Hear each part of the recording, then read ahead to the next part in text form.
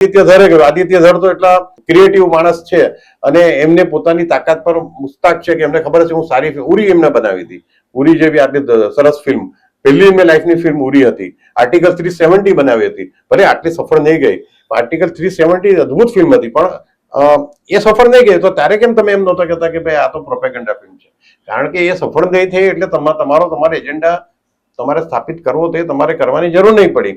હવે તો જોયું કે આ ફિલ્મ જોઈને લોકો પાકિસ્તાનને જે નફરત કરતા હતા એ જસ્ટિફાઈ છે એમાં કે આ પાકિસ્તાને મુંબઈનો હુમલો પેલા 93 બ્લાસ્ટ કરાવ્યા દાઉદ ઇબ્રાહિમે, બરાબર. ત્યારની સરકારે કોઈ પગલા નહીં લીધા. ત્યાર પછી પાર્લામેન્ટ પર હુમલો થયો 2008માં, 26/11 હુમલો થયો મુંબઈ પર, આતંકવાદીઓ 250 ટ્રેન બ્લાસ્ટમાં એક જ દિવસે 1.5 કલાકની અંદર મુંબઈમાં 8 ટ્રેનો પર બ્લાસ્ટ થયા અને 300 થી વધુ વ્યક્તિઓના મૃત્યુ થયા હતા. ત્યારે આ બધી સત્ય ઘટના છે. આ બધી ઘટનાઓને આ ફિલ્મમાં બતાવવામાં આવી છે કે આ ઘટનાને જે જવાબદાર હતા એમને કઈ રીતે અજીત દોભાલ NIA બન્યા, નેશનલ સિક્યુરિટી એડવાઇઝર બન્યા. ત્યાર પછી એમના આયોજનને કારણે આ બધા ગુનેગારોને પાકિસ્તાનમાં જઈને ઠાર મારવામાં આવ્યા.